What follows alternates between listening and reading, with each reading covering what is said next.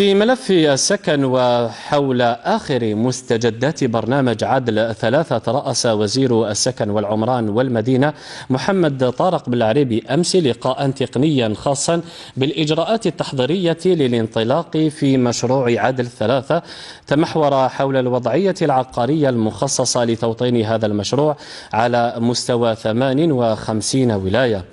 وتم خلال اللقاء الذي جرى بمقر البنك الوطني للإسكان تقديم عرض شامل حول جميع الأوعية العقارية المتوفرة على المستوى الوطني، حيث تحوز وكالة عدل حاليا على محاضر اختيار الأرضية التي تم تسليمها من قبل الولاة، وكذا التطرق إلى عملية تحضير عقود الملكية للأوعية العقارية المختارة لحد الآن لاحتضان مشروع عدل